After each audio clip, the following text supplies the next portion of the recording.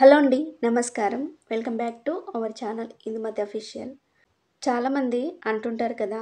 ఒక ఆడపిల్ల పెళ్లి చేసుకొనొస్తుంది.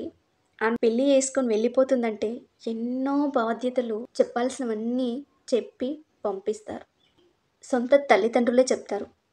అక్కడ నీ పుట్టింటి వాళ్ళెవరు ఉండరు. మీ అమ్మ నాన్న ఎవరు ఉండరు. నీ తోబుట్టు వాళ్ళెవరు ఉండరు. నీ ఒక్కదానివే అంతమందిని గెలవాల్సొస్తుంది. కాబట్టి బిడ్డ, నువ్వక్కడికెళ్ళాక ఎంత మర్యాదగా నడుచుకుంటే అంత మంచిది. అందరినీ అందరికీ ఎంత గౌరవం ఇచ్చి మాట్లాడితే అంత బావుంటుంది. అందరినీ ఎంత చూసుకుంటే అంత నీకే మంచిది అని చెప్తారు. ఇక్కడ ఇంకో విషయం ఏంటంటే ముఖ్యంగా అత్తమామలు. అత్తమామల్ని బాగా చూసుకోవాలి అని చెప్తారు. అమ్మ, ఈ ఇల్లు దాటేసి వెళ్తున్నావు. పుట్టింటి నుంచి అత్తారింటికెళ్తున్నావు. అక్కడికెళ్ళాక అత్తమామల్ని సొంత అమ్మా నాన్నల్లాగాని, మాలాగాని మాకిన్ని రోజులు నువ్వు ఎలాగైతే మర్యాద ఇచ్చి నడుచుకున్నావో, అలాగే మీ అత్తమామల్ని కూడా చూసుకుంటూ, మర్యాద ఇచ్చుకుంటూ నడుపుకోవాలి అని చెప్తారు. సరే, చెప్పడంలో అస్సలు తప్పు లేదు. చెప్పాలి గూడా. ఎందుకంటే ఒక ఆడపిల్లకు ఎన్నో బాధ్యతలుంటాయి.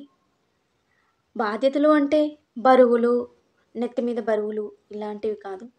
ఒక ఇంట్లో అమ్మా, నాన్న ఉండరు, తోబుట్టువులు ఉండరు, సొంత వాళ్ళెవ్వరూ ఉండరు. పరాయి ఇంటికి అసలు ఊరిగాను ఊరు, సొంత ఇల్లు కాదు. కేవలం ఒక 3 ముళ్ళ బంధంతో ఒక మనిషిని వేలు పట్టుకొని వచ్చి ఇక్కడ అందరినీ గెలవాలి. అప్పుడే కదా ఆ అమ్మాయి కూడా ఆ ఇంట్లో గెలుస్తుంది. కరెక్టే. అదంతా నిజమే. అదంతా ఒక తండ్రి ఒక బిడ్డకు చెప్పాల్సిన మాటలే. ఆ ఆడపిల్ల కూడా తల్లిదండ్రులు ఏదైతే చెప్పారో అదంతా అత్తారింట్లో నడుచుకోవాలి. అదే మర్యాద, అదే గౌరవం. కరెక్టే. ఇంతటితో ఓ పక్క పెట్టేస్తే, ఇంకో పక్క అత్తమామలు. ఎవరికి అత్తమామలు? అల్లుడికి కూడా అత్తమామలు ఉంటారు. మరి వాళ్ళ పరిస్థితి ఏంటి? వాళ్ళ కొడుకులుంటారు కదా అని అనుకోవచ్చు. కొడుకులున్న వాళ్ళ గురించి ఇప్పుడు ఏదైతే నేను చెప్పానో అదే రిపీట్‌గా వాళ్ళకు జరుగుతుంది. కొడుకులు లేని వాళ్ళ గురించి పరిస్థితి ఏంటి? ఇప్పుడు ఆడపిల్ల ఒక్కతే కూతురుంది. 2 కూతుర్లున్నారు. 3 కూతుర్లే ఉన్నారు. మొత్తం కూతుర్లు మాత్రమే ఉన్నారు. అందరినీ పెళ్లి చేసి పంపించేశాడు. మరిప్పుడు అమ్మ, నాన్న ఇద్దరే ఉంటారు. వాళ్ళ పరిస్థితి ఏంటి? మరి వాళ్ళనెవరు చూసుకోవాలి? ఇప్పుడు ఆడపిల్లకైతే ఎంతమంది కొడుకులున్నా వచ్చే కోడళ్ళకు మొత్తం చెప్తారు. అత్తమామను చూసుకోవాలి అని. 4 కొడుకులుంటే 4 కోడళ్ళు వాళ్ళ తల్లిదండ్రులతో చెప్పించుకొనే వచ్చుంటారు. అత్తమామల్ని చూసుకోవాలి అని. ఆ 4 కోడళ్ళలో ఎవరో ఒకరు చూసుకుంటారు. మరి ఈ తల్లిదండ్రులకు 3 కూతుర్లున్నారు, 2 కూతుర్లున్నారు అనుకుందాం. వీళ్ళిద్దరిని కూడా పంపించేశాడు. మరి వాళ్ళనెవరు చూసుకుంటారు? ఆ వచ్చే అల్లుళ్ళు కూడా అత్తమామల్ని చూసుకోవాలి గదా! ఇలా ఎవరైనా చెప్పారా? అసలు నాకు వచ్చిన డౌట్ ఇదండి. ఇది నా అభిప్రాయం. నాకు చాలా రోజుల నుంచి వచ్చిన డౌటు మీతో షేర్ చేసుకుంటున్నాను. తప్పుగా ఎవ్వరూ అనుకోకండి. నేను అడగడంలో న్యాయం ఉంది అని నాకు తెలుసు. సో, మీకు కూడా ఇది కరెక్ట్ అనిపిస్తే ఒకసారి ఆలోచించండి. నిజమే కదా! ఇప్పుడు ఆడపిల్లలున్న వాళ్ళ పరిస్థితి ఏంటి? ఇంటి నుంచి వెళ్ళిపోయారు. మరి వాళ్ళ అమ్మ నాన్నని ఎవరు చూసుకోవాలి? అప్పుడు ఆ బాధ్యత మొత్తం ఎవరి మీదకొస్తుంది? బిడ్డల మీదకి ఎలాగో ఉంటుంది.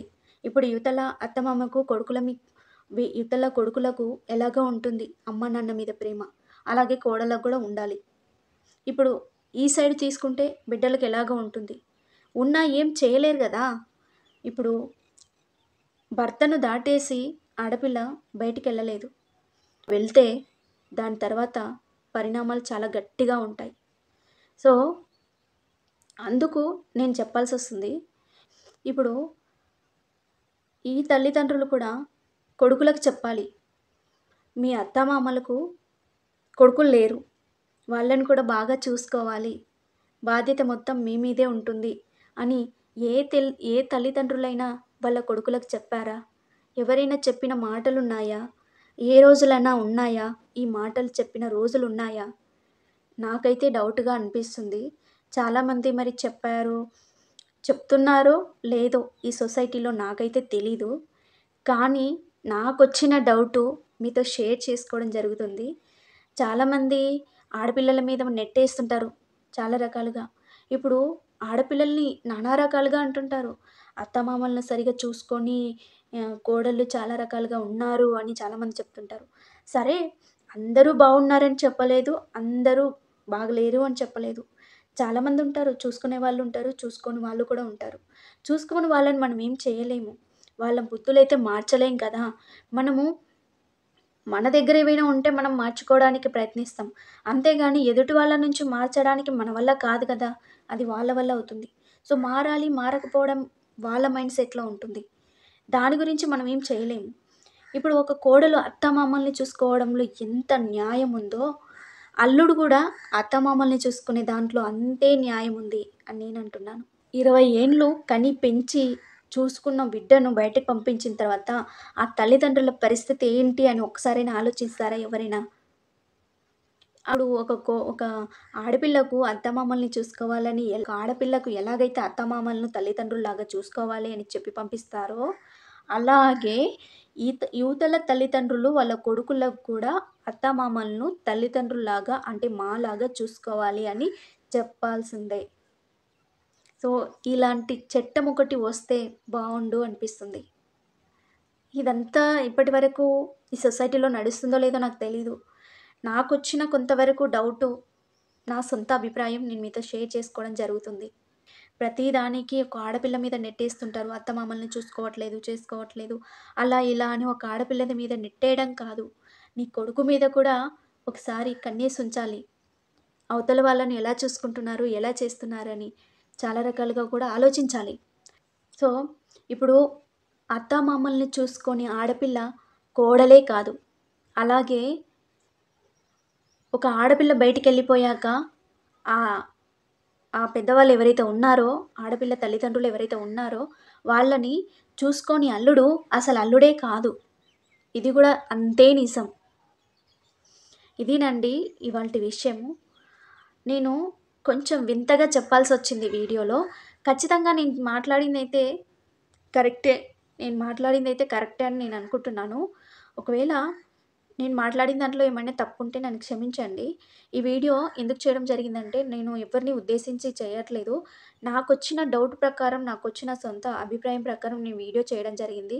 ఒకవేళ మీకు ఇది కరెక్ట్ అనిపిస్తే ఆహ్, ప్లీజ్ ఒక నలుగురికి మీరు కూడా ఈ వీడియోని షేర్ చేయండి. అలాగే వీడియో నచ్చితే ఖచ్చితంగా లైక్ చేయండి. Thank you for watching. Bye.